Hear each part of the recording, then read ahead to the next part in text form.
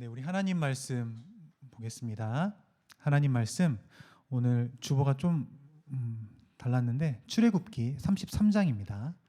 출애굽기 33장 1절부터 6절이고요. 34장 9절에 한 절의 말씀까지 함께 읽도록 하겠습니다.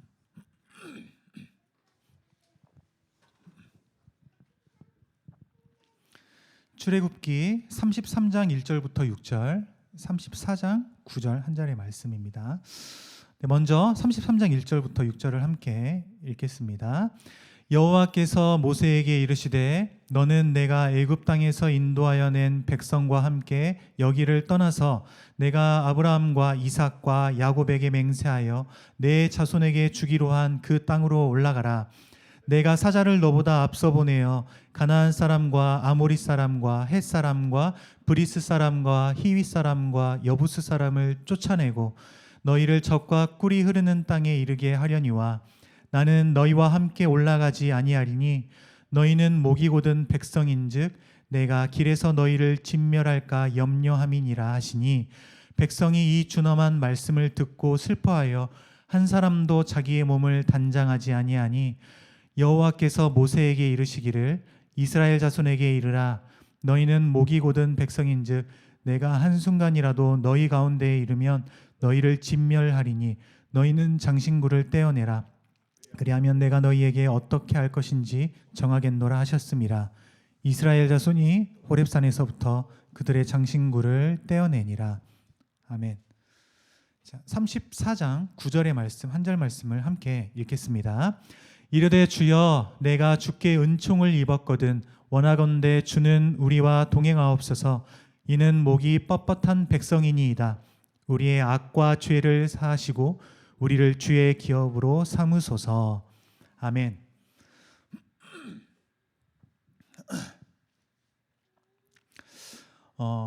이번 달 11월이죠. 11월 4일 화요일과 5일 수요일은 저와 아내에게 있어서 참 중요한 날이었습니다. 왜냐하면 그날이 우리 딸 설이가 설이의 그 유치원을 신청하는 날이었거든요. 너무 중요한 날이었어요. 이제 내년이면 저희 딸이 5살이 됩니다. 지금 어린이집을 다니고 있는데 유치원을 옮기고 싶은 마음이 있었고 특별히 소문으로 꼭 보내고 싶은 그런 유치원이 있어서 지난 10월 22일에는 그 유치원의 입학 설명회까지 저와 아내가 다녀왔습니다. 앞자리에 앉아서 열심히 들었습니다. 근데 입학 설명회까지 다녀오니까 그 유치원이 더 마음에 드는 거예요. 말로만 듣다가 가서 보니까 너무 마음에 들었어요. 왜 마음에 들었냐면 그 유치원이 기독교 정신을 바탕으로 한 그 운영하는 유치원이었거든요. 그래서 아이들이 아침에 이렇게 모여서 수업을 시작하기 전에 기도를 하고 시작을 한다고 해요. 그리고 1년에 3번 예배를 드립니다. 부활절, 추수감사절, 성탄절. 너무나 중요한 이 3대 절기에 예배를 함께 드린다고 하더라고요. 그래서 꼭 보내고 싶었어요. 인기가 너무 좋은 거예요. 학부모 설명회를 갔는데 진짜 사람이 너무 많아서 제가 앞자리에 앉았다 했잖아요. 좀 늦게 갔는데 앞에 앉을 수밖에 없었어요. 뒤에 다리가 다쳐서. 근데 이제 보니까 이게 기독교 정신을 바탕으로 했고 그 입학 설명회 때 우리는 기독교 정신을 가지고 이렇게 운영을 합니다라고 설명을 다 했어요. 근데 거기에 온 사람들이 분명히 다 교회를 다니는 사람들은 아니었을 거란 말이죠. 심지어 설이 지금 함께 어린이집 다니는 친구의 아빠는 기독교를 혐오한다고요. 근데 학부모 설명회에 그 아빠 엄마가 왔고 우리 아이를 꼭 여기 보내고 싶다고 하는 거예요. 문제가 뭐냐면 인기가 너무 많다 보니까 신청을 하게 되면 누구나 다 붙는 게 아니라 누구는 붙고 누구는 떨어지게 되는 겁니다. 근데 이게 랜덤이에요. 그냥 내가 교회 다닌다고 내가 목사라고 내 자녀가 된다 이런 게 아니에요. 랜덤입니다. 랜덤. 저는 제 인생을 이렇게 돌아보면 어디에 지원을 해서 떨어져 본 적이 딱 한 번 있어요. 근데 그것도 그 다음 해에 붙었거든요. 딱 한 번 떨어져 봤습니다. 그래서 생각했어요. 설마 우리 서리가 떨어질까? 그리고 우리는 하나님을 믿고 거기에 온 사람들은 교회 안 다니는 사람들도 많을 텐데 우리는 하나님을 믿고 그리고 기도했거든요. 붙겠지. 그래서 아내가 그러는 거예요. 여보 떨어지면 어떡해? 제가 그랬어요. 붙으니까 걱정 마. 걱정하지 마. 11월 5일 수요일에 우리가 유치원을 신청을 했고 1순위, 2순위, 3순위가 있었거든요. 근데 1순위에 그 유치원 하나만 신청을 했어요. 2순위도 있고 3순위도 있는데 제가 1순위에 그 유치원, 2순위도 3순위도 그 유치원을 하고 싶었는데 1순위에만 그 유치원을 신청을 하고 믿음으로 닫기 버튼을 눌렀습니다. 그리고 11월 10일 월요일 날 유치원 결과 발표가 있었어요. 오후 3시였는데 인터넷에 들어가서 제가 확인을 했거든요. 진짜 성의 없더라고요. 너무 성의 없고 너무 마음 아프게 빨간색 글씨로 그것도 볼드체로 아주 두껍게 탈락! 이라고만 써져 있는 거예요. 진짜 무슨 아무런 설명도 없었어요. 설명할 게 뭐가 있겠습니까? 랜덤인데. 랜덤이에요. 그래서 저는 너무 열받은 거예요. 아니 너무 성의 없는 거 아니야?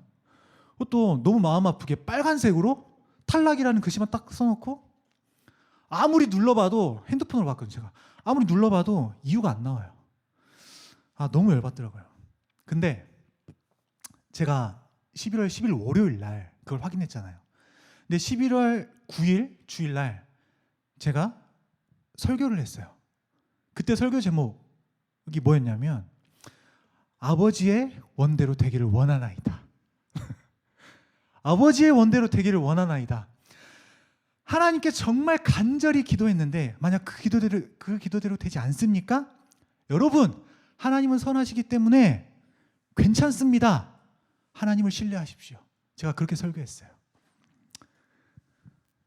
근데 제가 그 다음날 그 결과를 받고 얼마나 화가 났는지 몰라요. 근데 이제 제가 설교한 게 생각이 나서 도대체 하나님의 뜻이 뭘까? 하나님의 선하신 뜻이 과연 뭘까? 생각을 곰곰이 해봤습니다. 좀 전에 제가 말씀드렸죠. 설이 친구 아빠 중에 기독교를 혐오하는 아빠가 있었다고요. 진짜 혐오하는데 그 아이는 유치원에 합격을 했어요. 그래서 제 아내와 똑같은 생각을 나눴습니다. 하나님께서는 선하시고 하나님께서는 선하신 계획 속에서 이 모든 일들을 주관하시는데 그렇기 때문에 그 아이를 합격하게 하셨구나. 그래서 설이가 아니라 그 아이를 합격하게 하셨구나. 제가 하나님의 뜻을 다 알지는 못합니다. 근데 확신하는 것은 설이보다 그 아이가 가는 게, 그 유치원에 가는 게 확실히 더 좋았겠구나라는 것을 제가 확신을 하겠더라고요. 그리고 제가 그런 생각을 했습니다. 이어서 그 유치원이 기독교 정신을 바탕으로 운영이 되는데 설이가 그곳에 간다고 해서 하나님께서 설이와 동행하시는 걸까? 그게 아니라 하나님께서 설이와 동행하신다면 그것이 어디든 괜찮겠구나라는 생각을 했습니다. 하나님께서 설이와 동행하신다면 꼭 그 유치원이 아니더라도 기독교의 정신을 바탕으로 운영되지 않는 유치원이라고 하더라도 하나님께서 설이와 동행하시기만 한다면 괜찮겠구나라는 확신이 저에게 들었습니다. 오늘 본문에도 보면 하나님과 이스라엘 백성들과의 그 관계 속에서 동행이라는 아주 중요한 키워드가 나오는 것을 우리가 발견할 수 있습니다. 하나님께서 모세를 통해서 이스라엘 백성들을 출애굽시키십니다. 그리고 이들을 가나안 땅으로 지금 이끌어 가시는데 어디를 거쳐갔냐면 광야를 거쳐갔습니다. 하나님은 광야에서 이스라엘 백성들과 동행하시면서 그 백성들을 하나님의 백성으로 지금 재정비를 시키시고 있는 겁니다. 광야에서 하나님의 백성으로 재정비를 시키시는 거예요. 특별히 출애굽기 19장부터 마지막 장에 이르기까지 하나님은 시내산에서 모세를 부르셔서 모세와 언약을 맺으시고 그 언약은 이스라엘 백성들이 어떻게 살아가야 하는가. 이제 너희들이 애굽에서 나와서 내 백성이 되었는데 내 백성으로서 가나안 땅에 들어가면 너희들이 어떻게 삶을 살아야 하는가라는 것을 모세에게 알려주셨습니다. 그게 시내산에서 하나님께서 시내산에 모세를 부르시고 모세에게 하신 하나님의 말씀이 그렇게 쭉 기록되어 있는 겁니다. 그러니까 이스라엘 백성들이 지금 하나님의 백성으로서의 삶을 어떻게 살아가야 하는가를 쭉 나열해 주고 있는 거죠. 19장에서부터 살펴보면 모세에게 여러 가지를 알려주시는데, 제일 먼저는 참된 예배가 뭐냐, 나를 예배할 때 어떻게 해야 참된 예배냐, 이걸 알려주시고, 이웃들과 관련해서 다양한 율법들을 이렇게 알려주십니다. 규례들을 제시를 하십니다. 그리고 가나안 땅을 정복할 때 주의해야 할 것이 무엇인가, 그 가나안 땅에 사는 모든 백성들을 다 쫓아내고 그 우상들을 섬기지 말고 뭐 이런 것들을 알려주시고요. 성막과 관련해서, 하나님을 만나는 그 성막과 관련해서 자세하게 알려주셨습니다. 그리고 모세는 이제 이스라엘 백성들에게 내려가서 하나님의 그 말씀을 전해야 했던 거죠. 그게 출애굽기 19장부터의 내용입니다. 그러니까 광야는, 지금 이 광야는 어떤 곳이냐면, 이스라엘 백성들이 가나안에 들어가기 전에 하나님의 백성으로서 재정비되는 시간입니다.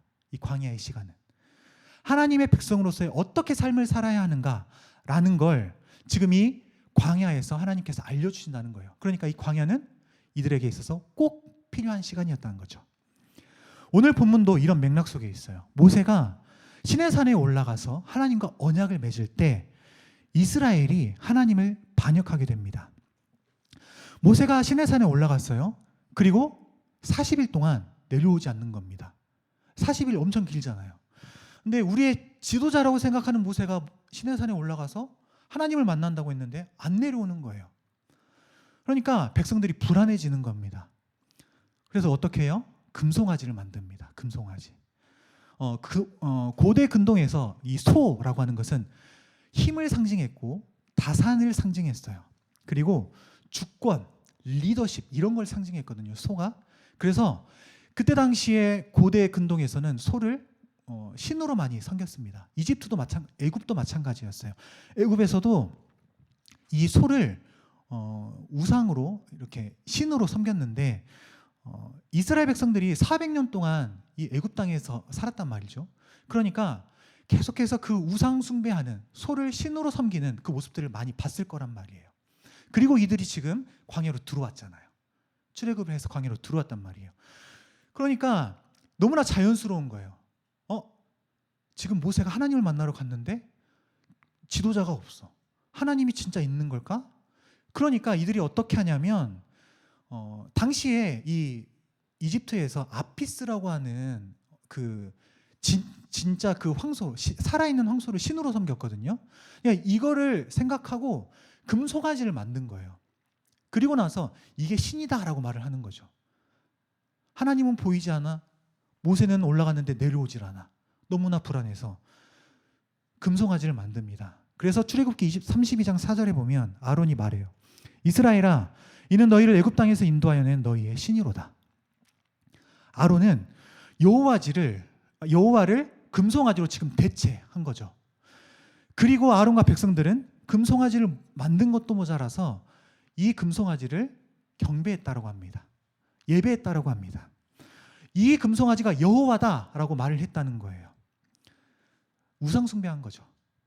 하나님은 그 백성들과 관계를 재정비하시는 거예요. 오늘 특별히 하나님이 이 일을 통해서 하나님이 어떤 분이신지를 알려주시고요, 하나님의 백성들이 하나님과 동행해야 함을 알려주십니다. 오늘은 이런 배경 속에서 하나님을 우리가 알아보고 하나님의 뜻을 알아보는 시간을 가지면 좋겠어요. 하나님께서 모세에게 말씀하십니다. 1절, 너는 내가 애굽 땅에서 인도하여 낸 백성과 함께 여기를 떠나서 내가 아브라함과 이삭과 야곱에게 맹세하여 내 자손에게 주기로 한 그 땅으로 올라가라. 간단히 말하면 가나안 땅을 향해서 이제 출발해라는 거예요. 출발해라. 그러면서 하나님 뭐라고 하시냐면, 내가 사자를 먼저 보낼게. 그래서 가나안 땅에 사는 그 족속들 있잖아. 그 족속들을 내가 다 쫓아내고 너희들 그 적과 꿀이 흐르는 그 가나안 땅에 내가 살게 할게. 그 땅을 차지하게 할게. 말씀하십니다. 적과 꿀이 흐른다는 건 어떤 의미냐면 이런 거예요. 젖은 우유를 의미하는데 소와 양을 기를 수 있는 그 목초지, 그리고 물이 많다는 겁니다. 그러니까 그 땅이 좋은 땅임을 암시하는 겁니다. 그리고 꿀은 벌들이 많이 있는 곳이고 꽃이 많다는 건데, 그러니까 젖과 꿀이 흐르는 땅이다라고 하는 것은 아주 살기 좋은 땅이다라는 것을 지금 말하는 거예요. 간단하게 말해서 지금 이스라엘 백성들이 어디에 있어요? 광야에 있다는 거죠. 광야에서 하나님이 이렇게 말씀하시는 거예요. 야, 이제 젖과 꿀이 흐르는 땅, 이 광야랑은 비교도 되지 않는 젖과 꿀이 흐르는 땅을 너에게 줄게. 지금 출발해라. 내가 싹 정리해 놓을게. 그러니까 들어가 살기만 하면 돼. 문제가 있어요. 문제가 뭐냐면 이 이스라엘 백성들이 들어가면 그 수많은 족속들이 있는데 그 족속들을 내쫓아야 되는데 이 문제도 하나님이 해결해 주신다고 하니 얼마나 이들이 마음이 편했겠습니까? 그러지 않겠어요? 그래서 너무나 감사하게도 그 어려운 문제를 하나님께서 해결해 주신다고 하니까 손 안 대고 코 푸는 격으로 그냥 그 땅에서 들어가서 살면 되는 겁니다. 깔끔합니다. 이스라엘 백성들 입장에서는 얼마나 감사하겠습니까? 그러지 않겠어요? 감사하겠죠. 얼마나 기쁜 일입니까? 하나님께서 싸우지 않고 그 땅을 차지하게 하시니 얼마나 감사해요.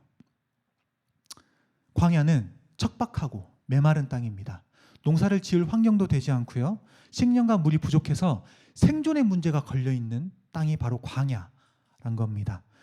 반면에 가나안은 젖과 꿀이 흐르고 비옥한 토지가 있고 농경에 적합하고 아주 풍요로운 땅입니다. 가나안 땅에 들어가라 하신 하나님의 말씀, 감사하고 얼마나 기쁜 말씀인지 모릅니다. 그러니까 모세와 이스라엘 백성들이 하나님 정말 감사합니다 말하고 가나안 땅으로 들어가서 행복하게 살면 되겠죠. 그러겠죠. 그러면 큰일 날 겁니다. 얼핏 보면 하나님께서 가나안 땅을 주시겠다고 지금 확신을 주는 것처럼 말씀하는 것처럼 보이지만 그렇게 생각하면 안 되겠죠. 오늘 하나님의 의중은 그게 아니었습니다. 1절 말씀 다시 보겠습니다. 너는 내가 애굽 땅으로 인도하여 낸 백성과 함께 여기를 떠나서 가나안 땅으로 가라. 여기 보면 네가 인도하여 낸 백성이라고 말씀을 하십니다. 네가 인도하여 낸 백성. 지금 모세에게 말씀하시거든요. 애굽 땅에서 이스라엘을 이끌어내신 분이 누굴까요? 모세가 아니라 하나님이에요. 모세는 하나님께서 이스라엘 백성들을 출애굽시키기 위해서 세운 지도자일 뿐입니다. 그냥 지도자로서 쓰임 받는 사람이 모세인 거예요. 이스라엘 백성들을 실제로 이끌어낸 분은 하나님이시란 거죠. 모세가 애굽 왕 바로 앞에서 수많은 기적들을 행했잖아요. 10가지의 재앙을 지금 일으켰는데 누가 하셨어요? 모세가 했지만 하나님께서 하신 거잖아요. 하나님께서 하셨습니다. 하나님께서 이스라엘 백성들을 출애굽시키셨단 말이에요. 그런데 오늘 본문 1절에서 하나님은 하나님이 아닌 모세가 그 백성을 인도해냈다. 모세가 그들을 데리고 가나안 땅으로 가라라고 말씀하고 계시는 거예요. 내가 아닌 네가 백성들을 이끌어냈고 그 백성을 네가 이끌고 가. 하나님이 빠지시겠다는 겁니다. 나 이제 빠질게. 출애굽하고 광야에서 가나안 땅으로 가는 그 여정에서 이제 너희들 가라라고 말씀하시는 겁니다. 그래서 3절에도 말씀하세요. 너희를 젖과 꿀이 흐르는 땅에 이르게 하려니와 나는 너희와 함께 올라가지 아니하겠다. 이제 결별하자는 겁니다. 그만하자는 거예요. 하나님은 지금 도대체 왜 이렇게 말씀하시는 거죠? 하나님께서 이렇게 하신 말씀은 그 시점이 중요하죠. 금송아지를 만들고 난 이후에 지금 하신 말씀이거든요. 금송아지를 만들었다? 그 말은 우상 숭배했다. 이스라엘 백성들은 하나님을 섬겨야 하는데 우상을 숭배했습니다. 그 이후에 오늘 이 말씀을 하시는 겁니다. 금송아지 말했잖아요. 우상이잖아요. 금송아지 대신에 하나님 대신에 이 금송아지에게 번제를 드리고 화목제를 드리고 먹고 마시며 뛰놀았다. 우상에게 예배했단 말이에요. 여러분 이 사건이 있기 전에 출애굽기 20장 4절과 5절 말씀에 하나님이 뭐라고 말씀하셨는지 아십니까? 이렇게 말씀하십니다. 너를 위하여 새긴 우상을 만들지 말고 또 위로 하늘에 있는 것이나 아래로 땅에 있는 것이나 땅 아래 물속에 있는 것에 어떤 형상도 만들지 말고 그것들에게 절하지도 말며 그것들을 섬기지 말아라. 나 내 여호와 하나님은 질투하는 하나님이다. 하나님께서 가나안 땅을 향해 가는 여정에 이스라엘 백성들과 함께하지 않으시겠다라고 하신 그 이유는 하나님께서 질투하시는 하나님이시기 때문이에요. 질투하시는 하나님. 하나님은 어떤 하나님이시라고요? 질투하시는 하나님이다. 하나님은 이스라엘 백성들이 애굽 땅에서 힘들어하는 그 신음소리를 들으셨고 그들을 구원해내셨어요. 그리고 하나님이 그들을 하나님의 백성 삼으셨다고요. 그런데 하나님께서 그들의 신음소리를 들으시고 그들을 이끌어내셨는데 그들은 하나님을 떠났습니다. 헛된 우상을 만들고 그 우상에게 절했단 말이에요. 그 우상을 섬겼단 말이에요. 그래서 하나님은 모세에게 말씀하시는 거죠. 모세, 네가 인도하여 낸 그 백성들 데리고 가나안 땅으로 가라. 나는 너와 함께 가지 않을게. 너희들과 함께 가지 않을게. 여러분, 하나님께서 질투하시는 하나님이시래요. 질투하시는 하나님이시다. 한 생각해 보세요. 남자친구가 있고 오늘 마침 또 이렇게 여자친구분과 함께 오셨는데 남자친구가 있고 여자친구가 있습니다. 그리고 우린 결혼했으니까 아내가 있고 남편이 있잖아요. 근데 나를 두고 바람을 핀다고 생각해 보세요. 지금 그런 거예요. 이스라엘 백성들이 하나님을 두고 바람을 핀 거와 똑같다는 거예요. 제 아내가 지난주에 꿈 이야기를 해줬습니다. 꿈 이야기. 그러니까 오늘 지난 화요일인가요? 수요일인가? 꿈 이야기를 해줬는데 제가 어떤 젊은 여자 바람을 폈대요. 꿈에서. 근데 바람을 핀 것도 모자라서 전 절대 아니거든요. 사실과는 달라요. 꿈 이야기예요. 꿈 이야기. 근데 바람을 폈는데 그 바람 핀 것도 모자라서 그 여자에게 빳빳한 돈 5만 원권을 막 뭉치로 줬대요. 제가 그렇게 부자였으면 좋겠는데 뭉치로 막 돈을 줬대요. 그리고 그것도 모자라서 그 여자 편을 들었대요. 아내가 있었는데. 그래서 저를 엄청 때렸다 하더라고요. 꿈에서. 저를 좀 때리고 싶었나 봐요. 뭐가 마음에 안 들었나? 근데 아내의 꿈에서 제가 엄청 맞았거든요. 저는 근데 똑같은 날 그날 아침에 침대에서 굴러 떨어졌고 열도 나고 몸도 좀 아팠어요. 열도 38도까지 올라가고 그랬거든요. 꿈에서 맞았는데 현실에서 좀 아프더라고요. 여러분, 질투가 나지 않으면 이상할 거예요. 그렇죠? 질투가 나지 않으면 이상할 겁니다. 내가 이들을 내 백성 삼는다고 했는데, 내가 이들을 이끌고 갔는데, 내가 이들이 힘들다고 해서 이끌어냈는데, 근데 얘들은 나를 떠나는 거예요. 질투가 나지 않으면 이상할 겁니다. 내 여자친구, 내 남자친구 바람을 피면 질투가 나지 않겠습니까? 조금만 잘해도 질투가 나는 깻잎 논쟁이 있었잖아요. 질투가 날 거란 말이에요. 그럼 하나님은 사랑의 하나님이시고 이스라엘 백성들을 너무 사랑하셨어요. 이들을 선택하셨고 이들을 백성 삼으셨어요. 이들을 사랑하셨어요. 함께하기를 원하셨어요. 그들을 얼마나 사랑했는지 모릅니다. 그런데 이스라엘 백성들은 하나님을 두고 우상을 섬겼다. 바람을 폈다는 거예요. 하나님은 질투의 하나님이십니다. 그래서 그들과 함께 가지 않으시겠다 말씀하십니다. 결별하자. 그래서 이스라엘 백성들은 이 말을 듣고 기뻐하지 않았어요. 야, 가나안 땅으로 들어가. 가나안 땅 내가 정리해 줄게. 근데 나 너희랑 같이 가지 않을까? 이 말을 듣고 이스라엘 백성들이 기뻐하지 않았고 슬퍼했다고 말합니다. 4절 말씀. 백성이 준엄한 말씀을 듣고 슬퍼하여 한 사람도 자기의 몸을 단정하지 아니하니라고 말씀합니다. 여기서 단정하지 아니하다라고 하는 것은 장신구를 착용하지 않았단 말이에요. 장신구는 뭐예요? 몸을 치장하는 반지나 목걸이나 팔찌나 이런 것들을 하지 않았다는 거예요. 이게 왜 문제가 되냐면 당시에 그 은금 폐물들을 애굽 땅에서 나올 때 다 가지고 나왔거든요. 근데 그 은금 폐물에 뭐가 새겨져 있으면 우상의 모양들이 새겨져 있었다고 해요. 이게 문제인데 이거 장신구를 착용하지 않았대요. 그러니까 이 금송아지를 숭배한 그 죄에 대해서 지금 통회하고 있는 것을 우리가 엿볼 수가 있는 거죠. 장신구를 착용하지 않았다. 사실 생각해 보면 이스라엘 백성들은 늘 하나님을 불평했어요. 원망했어요. 출애굽한 그 순간부터 나와서 야, 너희들 이 홍해가 우리를 가로막으니까 하나님을 원망하고 모세를 원망했어요. 그리고 그 홍해를 건넜는데 물이 없자 하나님을 원망하고 모세를 원망했다고. 계속된 불평과 원망이 있었습니다. 그런데도 계속해서 하나님의 은혜를 입으면서 광야 생활을 했던 거예요. 하나님 그들을 사랑하셨거든요. 이 광야에서 산다는 건 어떤 의미예요? 삶과 죽음의 그 경계에 있다는 것을 의미하잖아요.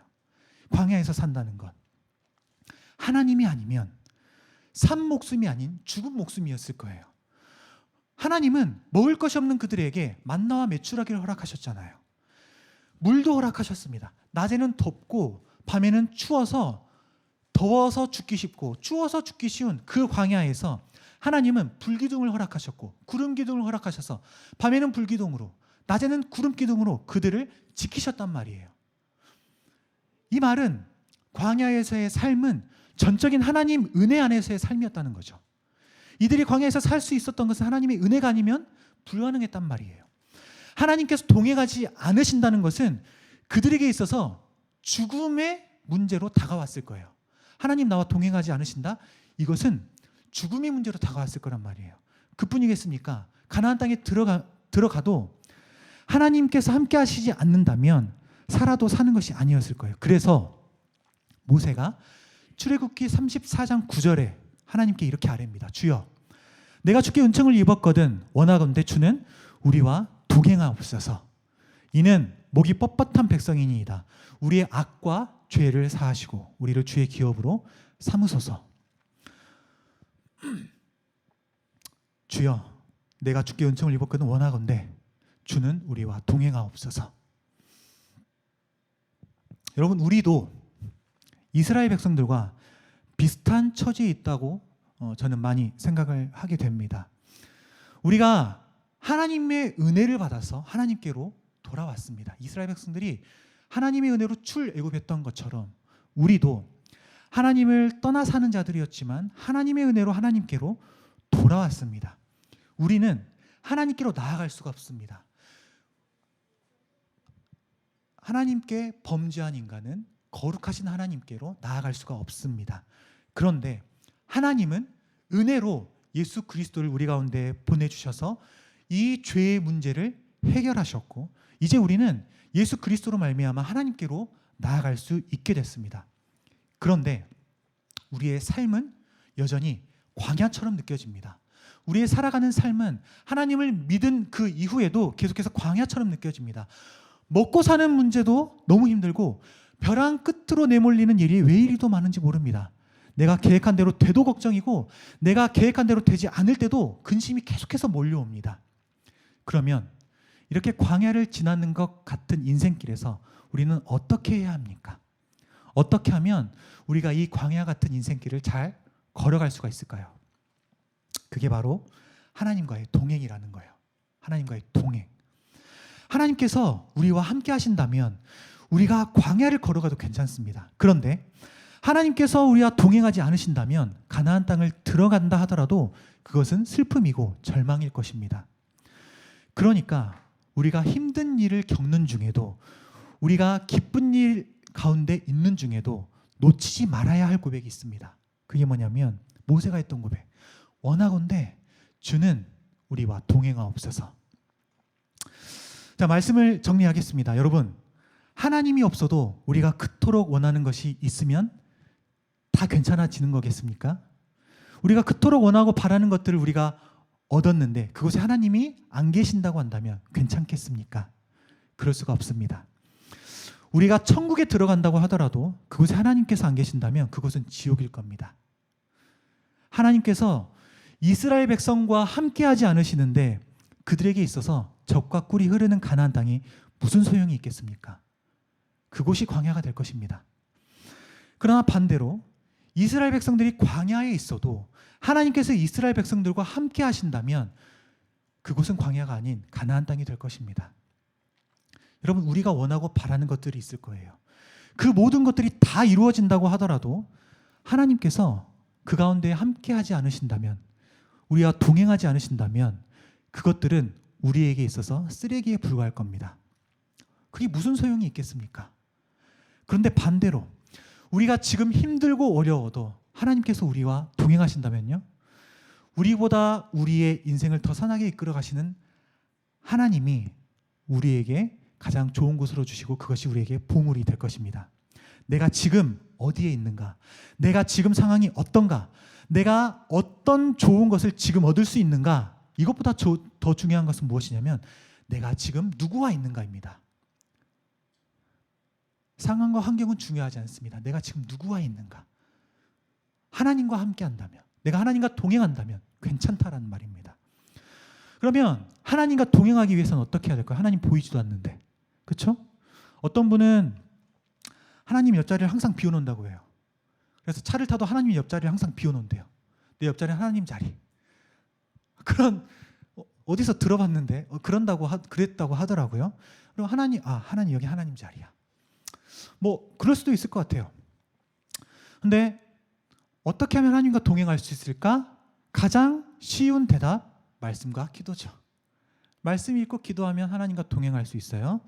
근데 좀 두리뭉실한 것 같아서 오늘은 제가 지, 정, 의 세 가지 측면에서 하나님과의 동행을 좀 설명해 보려고 합니다. 먼저 지예요. 지. 하나님을 아는 지식입니다. 하나님을 아는 지식. 동행은 여러분 아는 데서부터 출발합니다. 하나님을 아는 거죠. 하나님이 어떤 분이신가? 어떻게 할 수 있어요? 말씀을 통해서 할 수 있습니다. 우리가 말씀을 읽어갈 때 그냥 말씀을 읽는 게 아니라 이 말씀을 통해서 하나님이 어떤 분이신지를 계속해서 알아가는 거예요. 우리 그 작업을 하는 거거든요. 말씀을 읽는다는 것은 하나님이 과연 누구신가? 나는 누구인가를 우리가 아는 건데 하나님을 아는 거죠. 하나님이 어떤 분이신가? 오늘 말씀에서는 뭐예요? 하나님은 질투하신 하나님이시구나. 우상 숭배를 했는데 하나님은 질투하신 하나님이시구나. 그렇게 성경을 읽어가면서 아는 겁니다.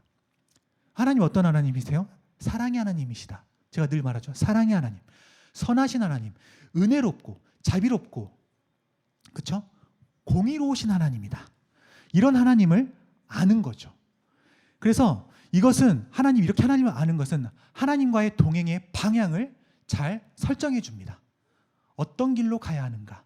하나님을 알므로써 하나님과의 동행의 그 방향을 우리가 알 수 있는 거예요. 그리고 정입니다. 정은 뭐예요? 하나님을 향한 감정이에요. 동행은 단순히 지식을 넘어서서 하나님을 사랑하고 즐거워함과 동시에 하나님을 경외하는 마음이 있어야 돼요. 사랑하고 즐거워하는 거는 알겠는데 경외가 뭐냐? 경외는 존경하는 마음과 두려워하는 마음을 동시에 갖는 것을 경외라고 합니다. 경외. 하나님을 경외하는 거예요. 근데 여기서 또 두려움이라고 하니까 그럼 하나님 앞에 내가 벌벌 떠는 게 두려움이냐? 그게 아니라 이건 거룩한 두려움을 말하는데 이 거룩한 두려움은 뭐냐면 내가 하나님이 무서워서 하나님을 떠나고 멀리하고 도망가는 두려움이 아니라 하나님 앞에서 경건한 떨림, 엄숙함을 의미해요. 엄숙함. 마치 뭐 이렇게 말하면 좀 그렇긴 하겠지만 아버지를 대하는 어떤 그런 마음일까요? 좀 엄마랑은 좀 다른 그 아버지의 모습, 경건한 떨림, 엄숙함 이런 것을 뜻해요. 그래서 하나님을 사랑하고 즐거워하고 하나님에 대한 감정이에요. 하나님을 사랑하고 즐거워하고 경외하는 마음, 그런 마음들로 우리가 하나님을 암과 동시에 그런 감정이 있어야 한다. 이런 하나님에 대한 감정은 하나님과의 그 동행함에 있어서 친밀함을 깊어지게 할 수 있게 되는 거죠. 그리고 마지막으로 의입니다. 의는 하나님을 따르려는 의지와 결단이에요. 내가 하나님을 알았고 하나님에 대한 감정이 있어요. 근데 지식으로, 감정으로 끝나는 게 아니라 이제 그런 하나님께 내가 순종하겠다라는 의지와 결단인 겁니다. 이것이 하나님과 동행하는 방법이라고 제가 좀 설명을 해보았습니다. 여러분, 우리는 평생 동안 하나님과 동행해야 합니다. 평생 동안 하나님을 알아가야 하고 평생 동안 하나님과 사랑의 감정을 나누고 평생 동안 하나님께 내가 하나님의 그 뜻에 따르겠다고 의지적으로 결단하고 평생 동안 그렇게 살아가야 합니다. 그렇게 하나님과 평생을 동행해야 합니다. 오늘 하루를 하나님과 동행하면 그게 이틀이 되고 그게 3일이 되고 그게 한 달이 되고 1년이 되고 평생이 될 것입니다. 이렇게 말하니까 좀 쉬운 것 같은데 반대로 말해 볼게요. 우리는 평생 동안 하나님과 동행해야 합니다. 평생 동안. 자, 쉽습니까? 너무 어려워요. 평생 동안 동행하는 것 너무 어려운 것처럼 보여집니다. 아마 불가능하다라고 말하는 게 더 맞는 말일지도 모르겠습니다. 평생을 그렇게 산다? 어떻게 그게 가능할까? 그러나 제가 감히 가능하다라고 말할 수 있을 것 같습니다. 왜인 줄 아십니까? 우리가 하나님을 붙잡는 게 아니라 하나님이 우리를 붙잡으시기 때문입니다. 우리의 의지로 하나님께 나아가는 것이 아니라 하나님의 의지로 우리가 하나님 앞으로 나와왔기 때문입니다. 하나님께서는 이스라엘 백성들을 하나님의 의지로 이끌어내셨거든요. 하나님께서 그들을 이끌어 가시고 가나안 땅으로 들여보내시거든요. 하나님의 의지가 있기 때문에. 그렇기 때문에 우리가 하나님과 동행할 수 있다라고 저는 감히 말할 수 있을 것 같습니다. 오늘 모세가 하나님께 요청했던 고백 다시 한번 읽어드립니다. 이르되 주여 내가 주께 은총을 입었거든 원하건대 주는 우리와 동행하옵소서. 이는 목이 뻣뻣한 백성이니이다. 우리의 악과 죄를 사하시고 우리를 주의 기업으로 삼으소서.